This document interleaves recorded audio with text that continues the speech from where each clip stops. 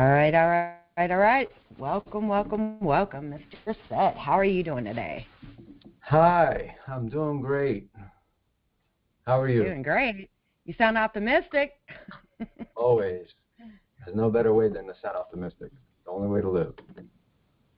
I'm so glad that you decided to be the second victim on the director's corner. I like how you call it victim. Hey, Victim. Well, you know, some people take it the wrong way. They think, oh, well, what kind of questions are they going to ask me? It's just pretty basic. You know, people want to know what it's like, you know. So I'm trying to give them that. If you're a true director, you're used to the limelight. You're in front of cameras all the time and behind them. Well, that's the director's standpoint. I'm trying to make it more because I don't feel like directors and writers get enough attention. I mean, they go to award shows, they go, you know, it's productions that they're doing, but they don't get the exposure. The people who get the exposure are the actors. So what I'm trying to do is I'm trying to put like a different spin on it to where it's equal, you know. So I started the segments, the writer's block, director's corner, and reaching new heights for people. And, you know, Let's Get Pumped, that's a fitness article. So let's see, you know, but I mean, I wanted to put the focus on the people who actually don't get the focus. You know? I'm kind of glad you're doing that. Actually, it's a good thing to do. Not too many people focus on that. So I'm hats off to you for that. It's really cool. Thank you. Absolutely. All right. So our first question, you ready? It's a big one. I'm ready. Big one. Let's do it. Okay. How did you become a director? Well, that's a loaded question. Becoming a director actually is more of like a, as you were just saying earlier, it's more like a storyteller. You start out as a storyteller around your friends, around your family when you're growing up.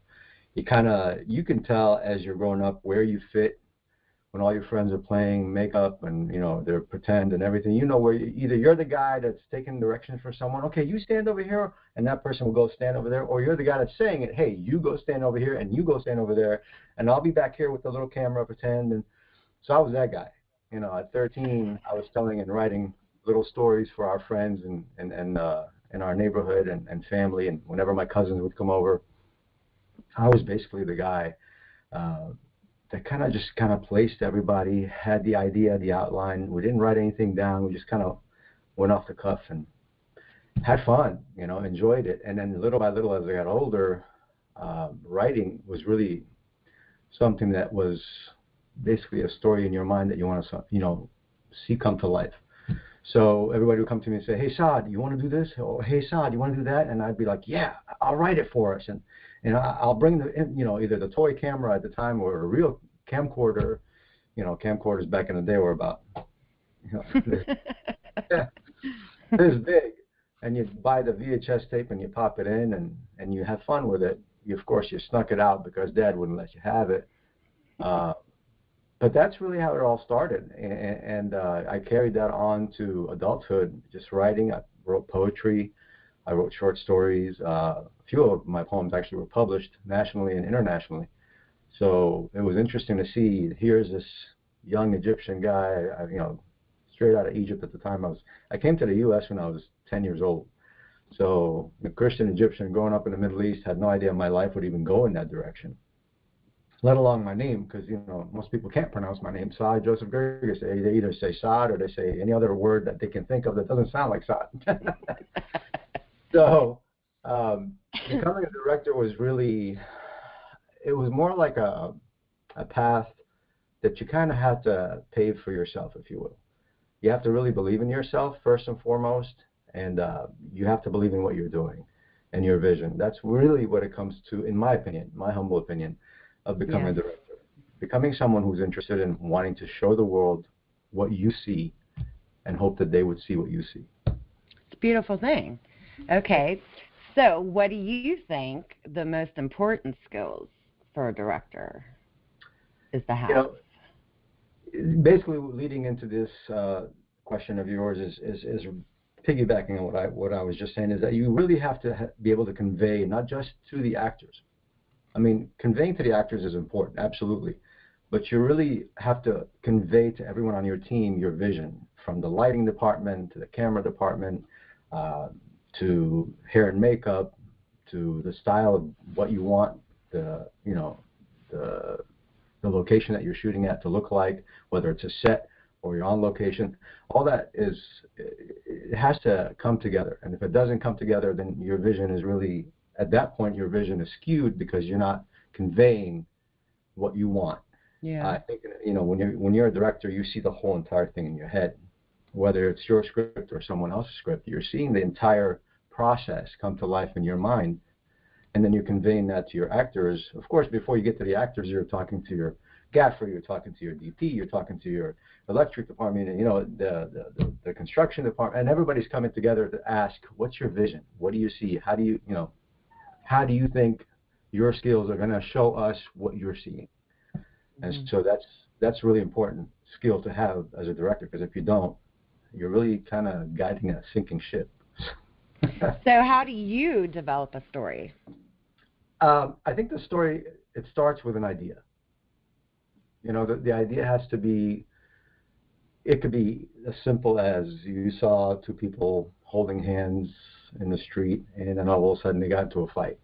And you can take that and develop an entire story, a backstory to it, what you saw, and then the ending. And that's really where talent comes in for an artist. You take whatever small little detail or minute thing that you might have caught or might have caught your attention, and you run with it. That's one way. The other way is you base it on, a lot of people that I've come across, including myself, have stories that they based on their life growing up. So developing a story, it's either something that's within, or if you're a creative that likes to make fictional stuff or non-fictional stuff, it depends. Fictional stuff, is that what we're talking about, developing a story, is find something. It could be a flower. It could be a picture. It could be, the other day, I'll tell you, the other day someone on my team saw an older lady bend down and pet her dog. And right away, I can develop an entire movie just based on that. And I played into it. I said, well, tell me a little bit about how you would see that. And they would talk about how she was when she was a young girl, and being able to bend down was no big deal. And she had her first puppy, and you can build a story on that. And her family took her and moved to the suburbs from the city, and they just went on and on and on and on. And that's basically how you develop a story. So they took something that was very small, very minute, very simple, and built an entire story on it. So we have Benji 2.0 or Old Yeller 2.0. We'll put those stories out. Exactly. Okay, so what's your personal creative process like? If we have a message or a film idea on a script, I will always read the script. First, I'll read it 2 times. The first time I'm going to read the script as a viewer, just as if someone's watching a movie, basically. And then as an artist, developing a story through my own eyes, and then the eyes of the writer. If it's not mine, if it's the writer, if it's someone that wrote it, I want to read it the second time as an artist who's developing someone else's story. Whether it's a true story, or whether it's, again, it falls into that category. First person seat, hearing an event through a storyteller, or developing it the way that they want us to see them, breaking down every scene from macro to micro, taking the emotional details. All these things have to actually convey the development process or the creative process, or making it into what is that person trying to achieve. So, for example, I'll give you someone that I worked with. They wanted to develop a guy who knows martial arts, who found a pair of magical shoes, and now he became a magical martial artist.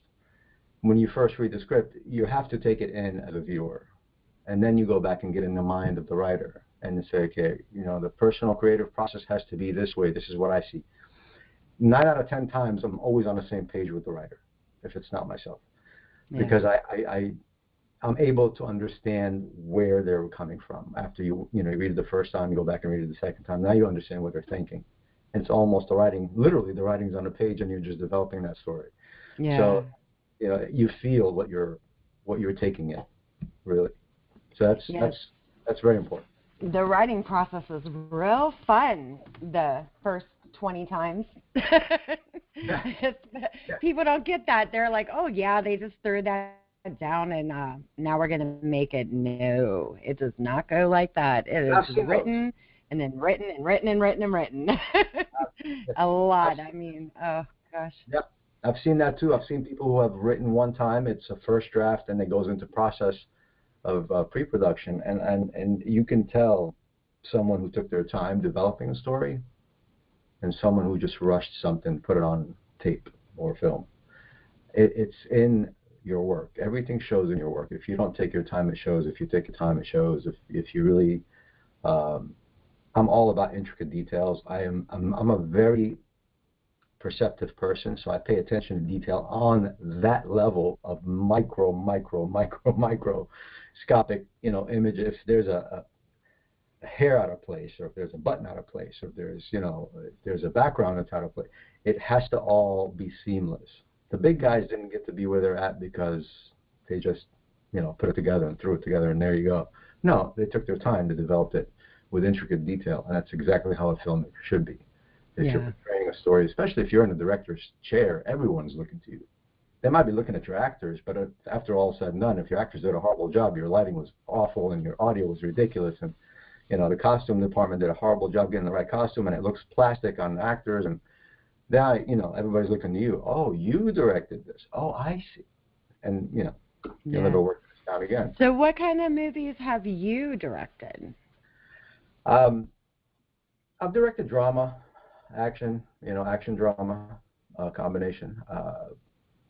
Basically, I'm all about story. I like the story. I like to be able to sit down with someone and develop their story. Drama speaks to a lot of people, whether it be a happy ending drama or a non-Hollywood ending drama.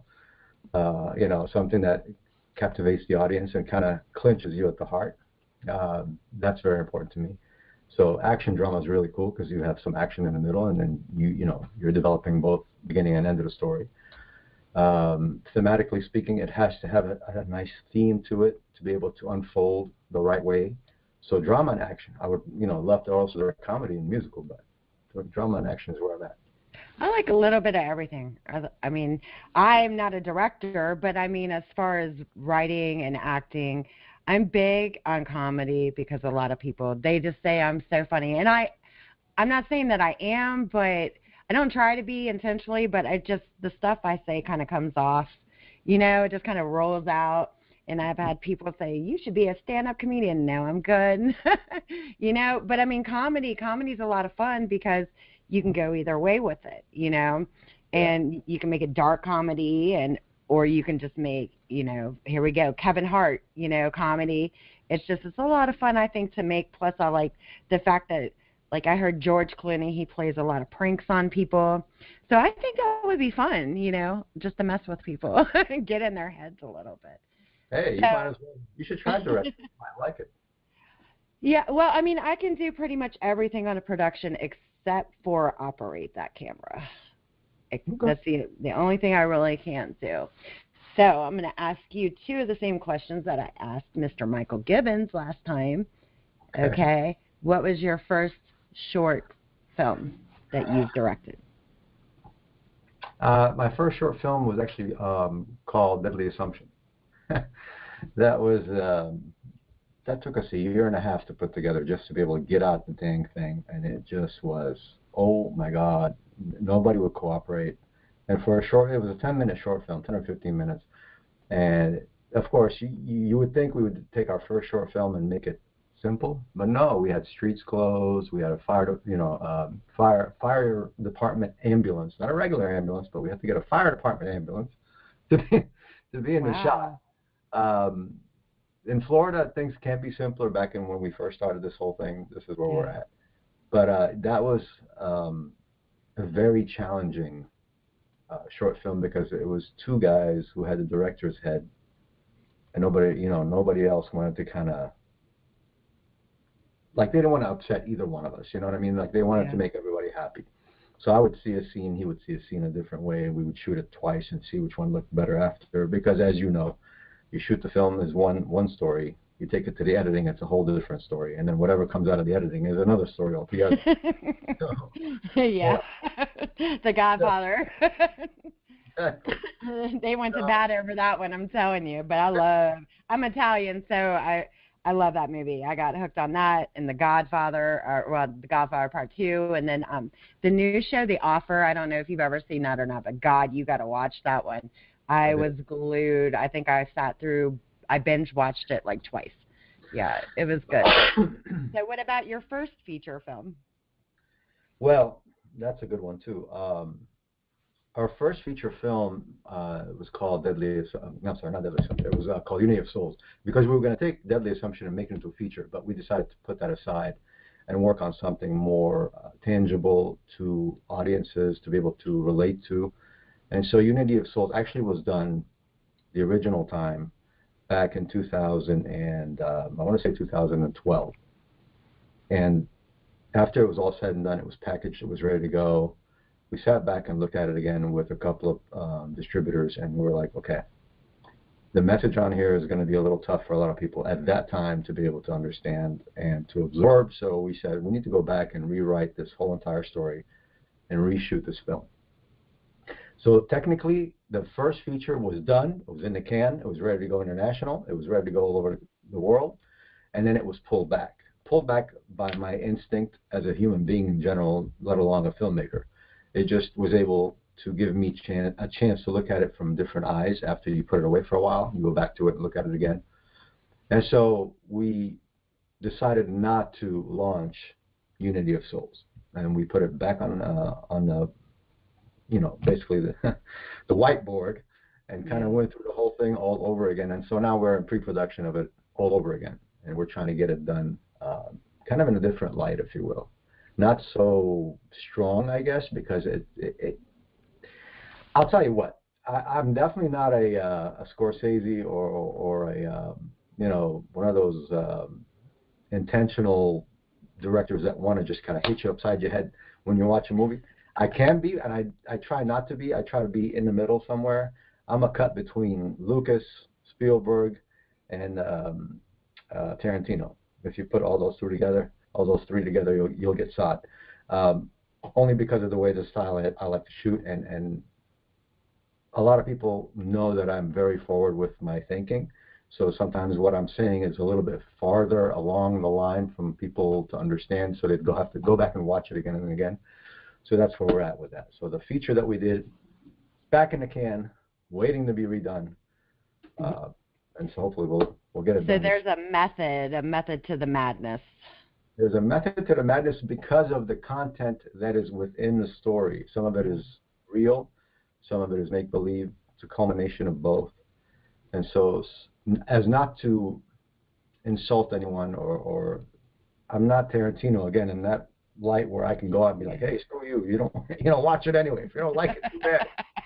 I'm not there. I like that attitude, though. I mean, if you want to watch it. If you don't, I mean, that's pretty much the kind of attitude you almost have to even be in this business, because people get upset, and some people get upset over, I mean, the stupidest things, and like feedback. And man, if you're having a good time making your project, you got the money to make the project, then make the project. If people don't like it, don't watch it. Right. There's other things on there, you can go and watch, and other things that you can do. That's just the way I feel about it. I mean, I'm with you 100%, but as you are an Italian, and that you have a heritage that you come from, and being an Egyptian Christian, especially from a Christian standpoint, it hit a lot of nerves. Mm-hmm. And because it hit a lot of nerves, I'm all about controversy. I am 100% on controversy all the time as far as storytelling, because that's the only way you're going to tell it. That's why we're filmmakers. If we're not telling controversial stories, then what's the point of telling telling stories through film? Yeah. It's the only form of expression that is allowed without stringing you along in a courthouse somewhere. So, I'm all for it. Don't get me wrong. I like it. I just don't think it was beneficial at the time for me to be able to either put it out and, have it be welcomed in the way that I want it to be welcomed. And so pulling it back was almost like a unanimous decision with the producers that I was working with at the time. So, needless to say, my heart's still in the first one, of course. So where did you get the actual idea for your first film? A little bit of friends that went through these things, a little bit of myself growing up in Jersey and taking on that life and seeing things unfold as I was growing up, from a young boy to a young man to a married man and so on and so forth. And then moving out of Jersey and going to California, living there for a while. So a lot of that, came together to create the story. And then the ending came to me by seeing someone go through something without giving too much away.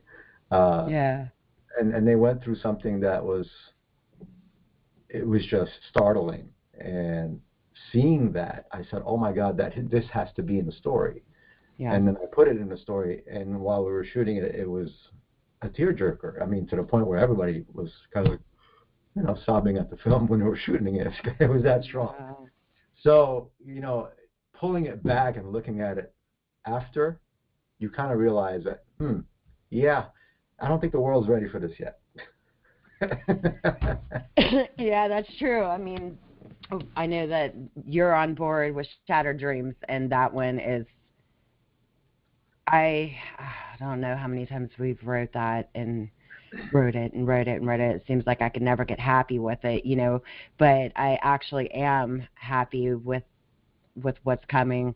And I mean, you will be too, because I know you've read the first draft and you're gonna like it. But stories, I mean, based on true events, basically, it's fun and it's good to make them because you have your true story, and then you also have, the spin as much as you can put on it without ruining the actual story. It's great, I live for that.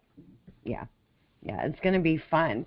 Okay, so let me see. My next question, I'm trying to think, was your personal favorite genre. To play into that, drama is definitely one of my favorite genres. Do I want to work on sci-fi because I'm starting to enjoy it more and more with watching a lot? I'm not a big Disney fan as of late, but I am a big Star Wars fan.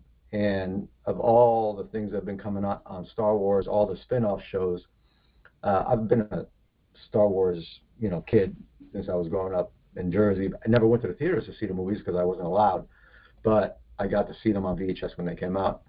Yeah, I know, probably saying VHS, everybody's like, what? What's VHS?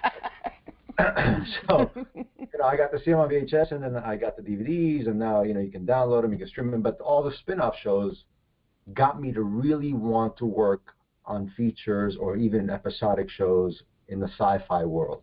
It's becoming a favorite. Is it like my ultimate favorite? I don't think it is, but I enjoy watching to see. I'll give you a funny story. You can't watch movies with me. Why? Because I sit there and I'll just be like, oh, did you notice that? Did you see this? And all my family were like, all right, Saad, you need to sit in the back of the room when we're watching a movie because we can't do this. We can't watch a movie with you. You cannot pause the movie and tell us how the special effects came into play and why there was, so that, of course, I don't, do it all the time, but I enjoy it. And so that's my favorite. I like drama. I like sci-fi. I would love to work on a sci-fi film. I think Jon Favreau is a fantastic human being for getting as far as he's gotten, working in the volume on the sci-fi with The Mandalorian and so on. So that just kind of energizes me to say, you know what, I can do that. That's not that far. I can do this. So you're the man that they would give one of those little kitty DVD players to and some headphones and pop your movie in and send you to another room so they could actually watch the movie. You can't take me to the movies. Well, I mean, it seems like the further you get, in this industry, and the further you even get in acting or anything, you learn everything, and it does ruin a lot. Like, I was watching Friends the other night. I'm not going to say the answer to this because it's on the question part on lore. So, and I noticed when I was watching it that one of the cameraman's legs were in the doorway of the scene. And I'm like, oh, I bet they never even caught that when they did the post-production on that. So I just want to see if anybody out there in the world actually knows what episode it is and where it is, like exactly, because just saying that, it's still not going to give it away. That's funny you say that, because that's really comforting to see that even the big dogs that spend hundreds of millions of dollars on these films still have little mistakes. And that kind of gives you comfort as a filmmaker that is working with productions on a daily basis of all kinds, that it's okay to have these little tiny, I guess you can call them mistakes. It's okay. Because if the big dogs can do it and they can get away with it, it's okay. I'm not saying it's allowed, but I'm saying if it happens and you cannot correct it, it's okay. It's not bad. You can get away with it. I just wonder how many people are binge watching Friends right now trying to figure out, well, where the hell, what is she talking about? What is she talking about? And if they are good, if you can find it, I swear I will tell you that is what I was talking about, but we're still good. Okay, so do you think there are enough opportunities for people with limited experience to come into filmmaking? Limited experience, like people who just basically have very limited knowledge in the industry? Like people who, they're starting out, student films, short films, people, there are movies, we all know this, being made with even iPhones now, the Spanish film, I cannot remember for the life of me the name of that film. Won all those Oscars that one year, and that was made with an iPhone. Yeah. Limited. If you have limited experience in the industry to begin with, and you want to break into the industry, and I've told this to so many people that have come across my path. Limited to me means you might as well want to start at the bottom and work your way up. Really, that's what limited means. It helps you to understand the roles of each individual. It also helps you to understand how the crew works together. So becoming a PA on a set, a lot of people, they frown on it because, I'm going to be at the bottom of the totem pole, and why am I going to go get coffee for people, and why am I doing this? You want to break into the industry, it's not really embarrassing, it's not humiliating, it's really giving you an essence of how this whole animal works. We are a different animal. We don't work like any other job. We don't collaborate like any other job. Mm-hmm. You got a bunch of creatives that are sitting in the room, and everybody's got ideas. And so if you're brand new to this, or if you have limited experience, in my honest opinion, start at the bottom. If you like something at the bottom and you're happy there, stay there. Most people obviously don't, but at least it gives you an idea. What is the lighting department doing? What is hair and makeup doing? What is construction doing? What is set design doing? What is the camera department plus the director are doing? What are these people doing? How are they doing it?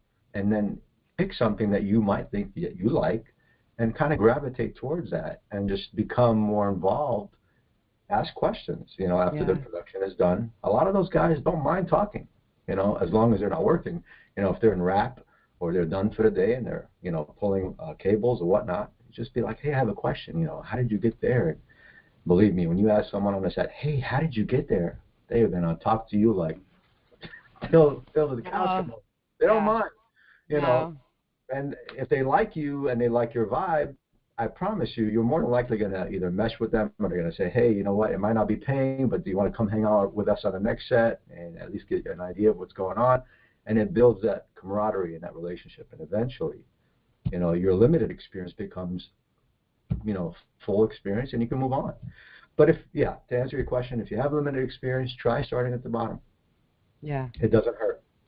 I did some production management, and I went in, and because I had ran a business, a bunch of years, so I was kind of used to the management part of it. Right. And the thing a lot of people don't understand is there's more on those production assistants and production managers' plate than a lot of people realize. It's not just going and getting coffee. You could be doing paperwork. Like me, I was doing paperwork for SAG, the SAG paperwork for the SAG actors that we had in there. And I never filled out like any SAG paperwork until then, but me, because I'm educated and I've ran a business, I knew what I was doing, and there are things that people don't understand. So starting at the bottom is not always bad. I agree with you completely. Right. Yeah. And you, I mean, being a businesswoman, you go in and you do paperwork. That in itself is rewarding because now you're seeing a whole different ballgame of the paperwork that you've never seen before. SAG-AFTRA, or, if you're filling out insurance forms, or if you're now with the medical thing with COVID, there's a whole other section of medical forms that needs to be filled out. And you're just going through all these things and you're going, wow, I thought I was just going to be fetching coffee. No. Depends on what department you're being for. You could be doing a whole plethora of things that you didn't even know that you were going to do. So it's not all bad. You're right. It's not all bad. Give it a shot. And I'll be honest with you, 3 out of 10 people usually will say, this is not for me. And they'll just walk away from the industry because they cannot understand how we can be in something 12 to 15 hours and walk out smiling at the end of the day. So they're like, how do you guys function? I mean, that's ridiculous. Yeah, well, it's not for everybody. Some people love it. No, they think, a lot of people think it's glamorous, and that's the thing, because everybody wants fame and money, and and that's not even the kind of person I am. I'm far from that, Right. But when the very first thing I've ever did in acting is when I did the scenes in Donnybrook, that movie, and we were outside in the cold from 5 p.m. until 5 a.m. in the morning. It was 12 degrees.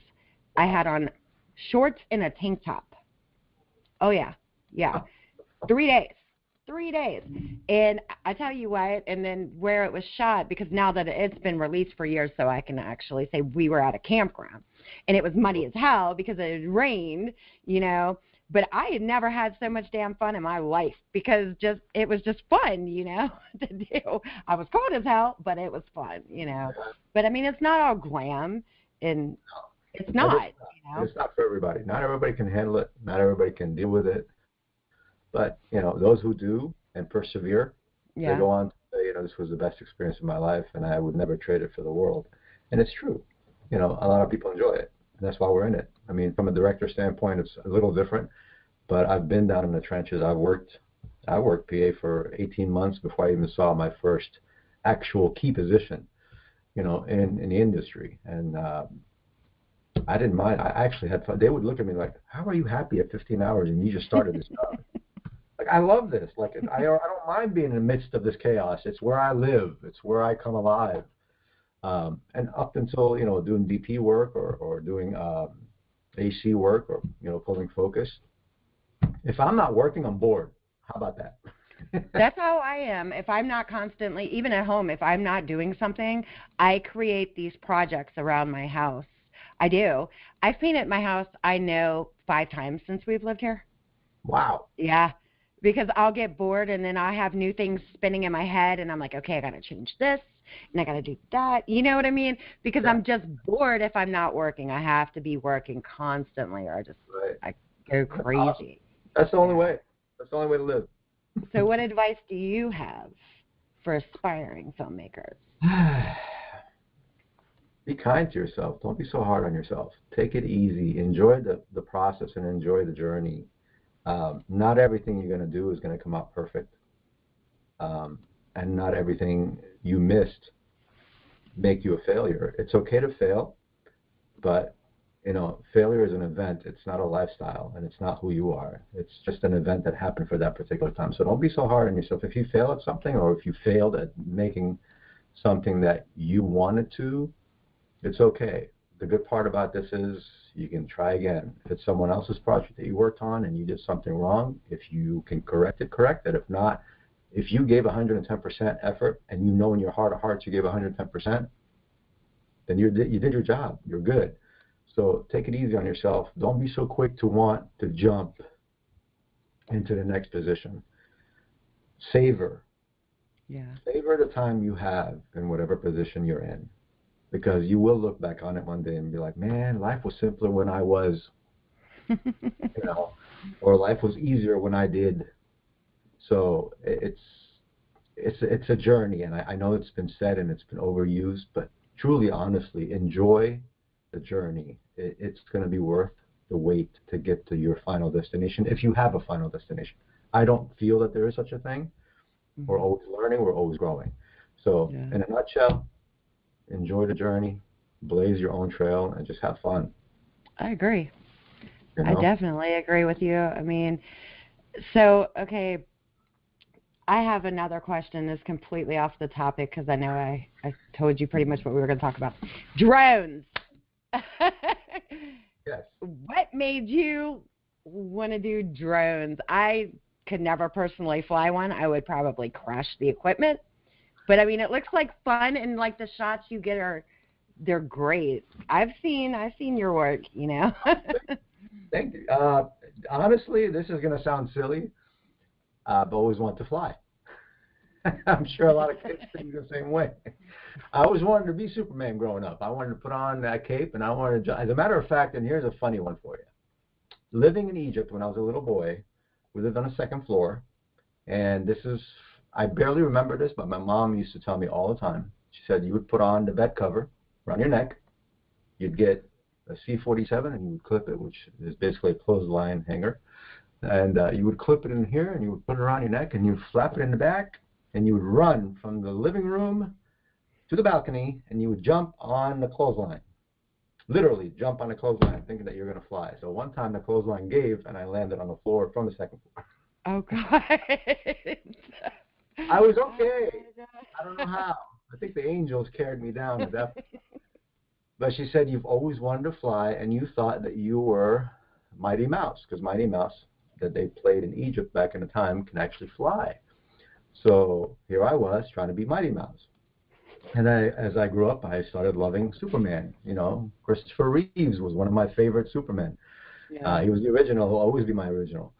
And so having that desire to see things from above and just fly. When drones came out, I was like, what? We can film from the sky without a helicopter that costs thousands of dollars for 5 minutes? I'm in. So I bought my first drone and I was in heaven. I've flown that thing 1,200 feet up, and just to see what it looks like. Followed some, dolphins around. How many have you crashed? None. None. None. Oh, yes. I mean, it took time for me to get brave, to be able to just take it from the slow level to the medium level, because they have what they call a tripod level, which moves very slow. Then it Yes. has a sport level, but there's a medium level in there as well. So at first, when I first got it, I was the biggest chicken. I would just slowly go up, move over, and I would play with it, and gradually I got better. And now it's just like, like anyone, for example, before drones, motorcycles. I had a motorcycle. Whenever I wanted to get away, I'd hop on my motorcycle, go for a ride. I feel great, come back. Sports cars, the same.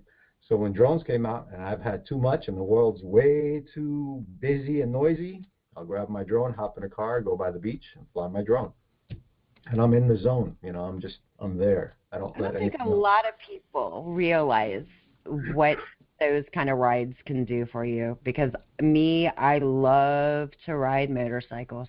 Yeah, I it's there. love to ride. Yeah, it is. It really is. I throw my earbuds in, pull my hair up, and I'm gone. That's it. It's just Yeah, me.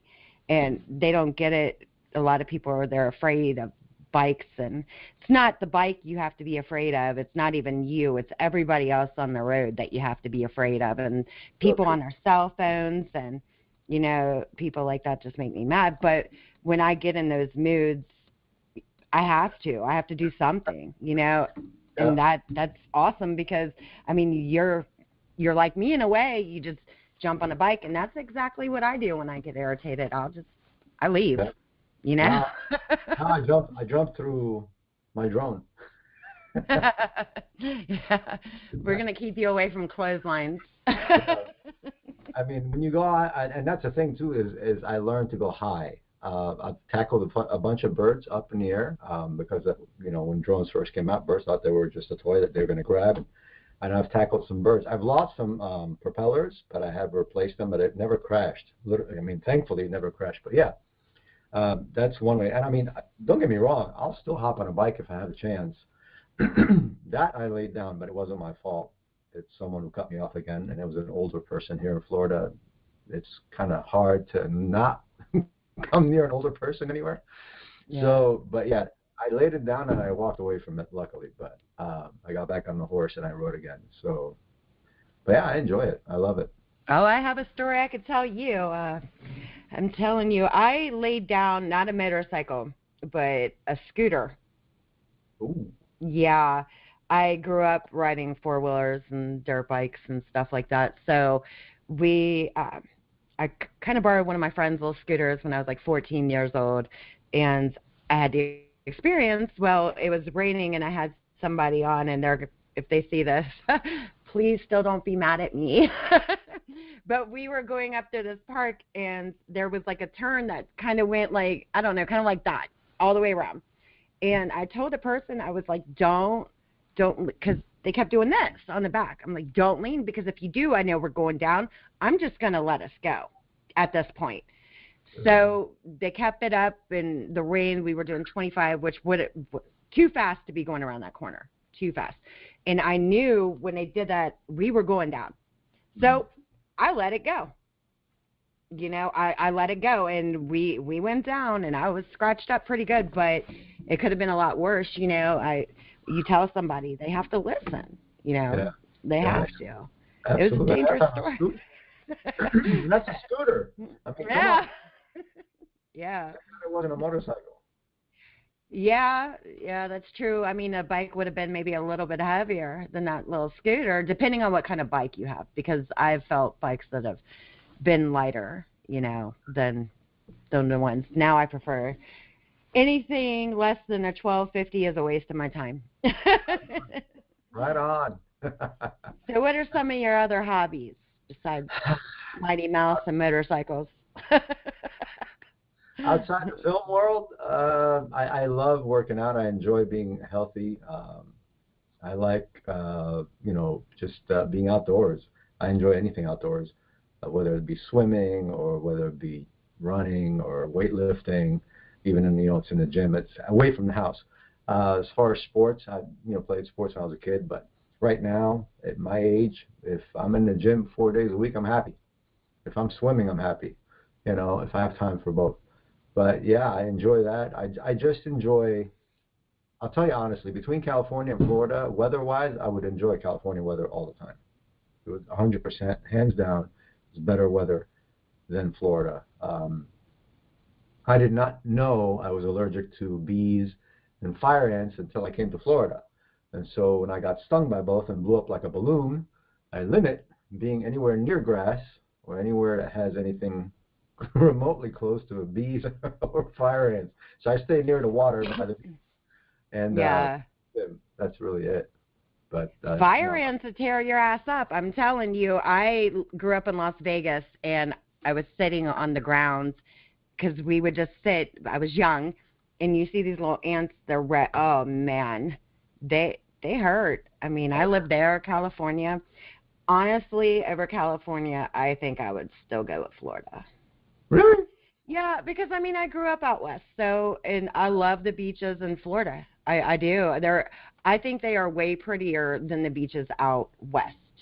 I really do. To some extent, you're right. To some extent. I mean, I love Laguna Beach. I love Newport Beach area. Those were my favorite hangouts. I wasn't a keen visitor of Huntington Beach too much. I did like some parts of Huntington, but if you say, Saad, if you want to live in California, where would you live? I'd probably be in Laguna, Newport Beach, Mission Viejo. Those are amazing spots to hang out and just enjoy that beach life, if you will. Yes, Florida has amazing beaches. I just don't feel good when I step out after a shower and I am drenched in sweat. You know what I'm saying? And I can't breathe because it's so God-forsaken humid. But, I've been here. That's why you wait until nighttime and then leave the beach. Right. Exactly. It's better. I mean, I liked Fort Walton Beach, and then because my family lives down there, so they tried to get me to go to Emerald Coast.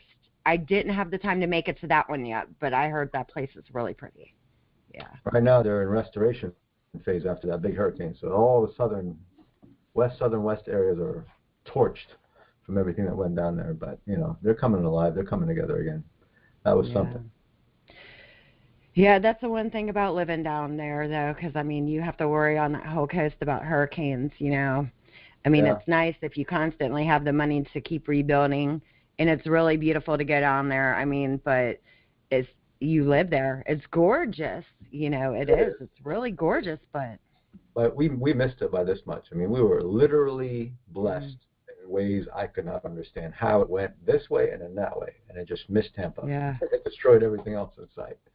it's So crazy. it was a blessing from above, no doubt, that we were spared. But if it would have hit here, Tampa Bay would have been gone. They would have been Yeah, gone, just like everywhere else. But yeah, it was sad to see those places really get hit that hard. But luckily, everything is coming together for them. So happy yeah. for them. It'll come back. It'll Yeah. definitely. You got to be positive. It will come back, and then it's always bigger and better when it does.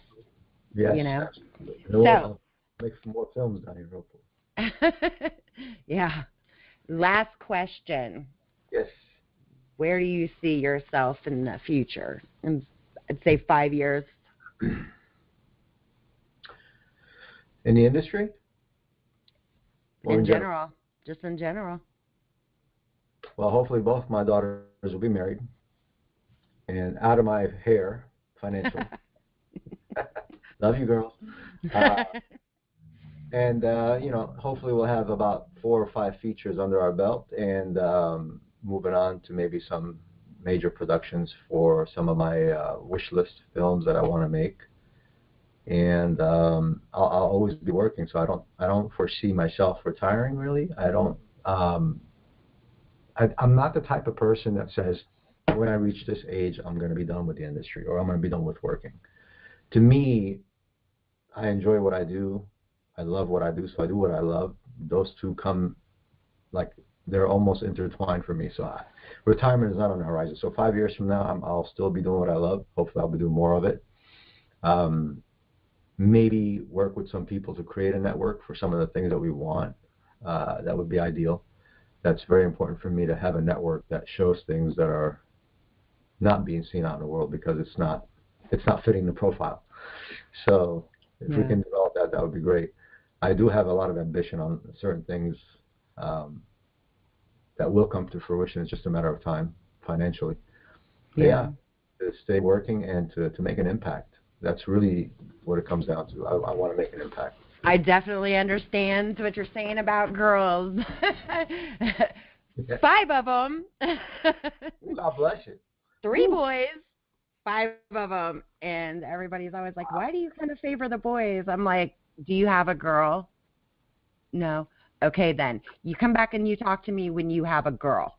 I love my kids, but damn,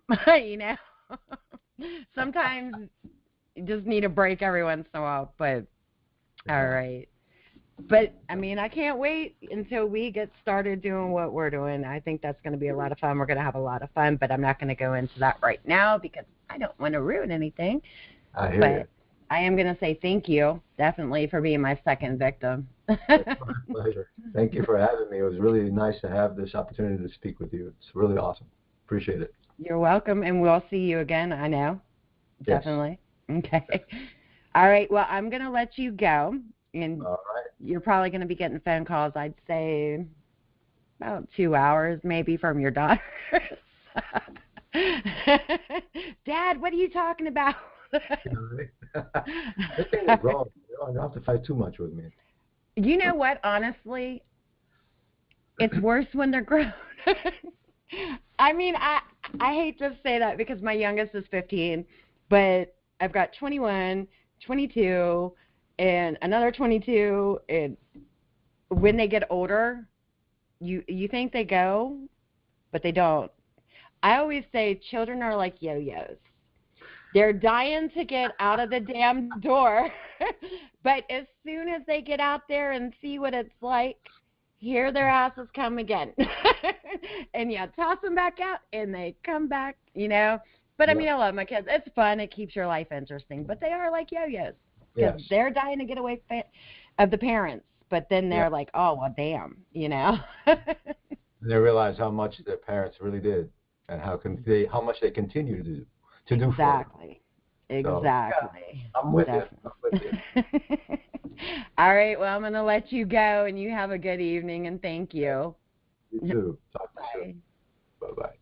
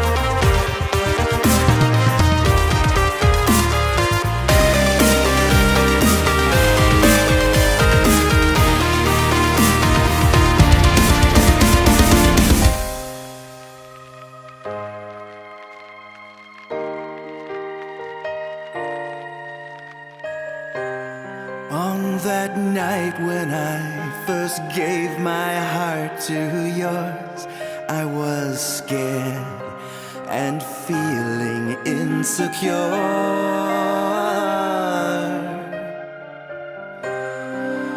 You told me, my darling, even on your darkest days, you'd always reassure.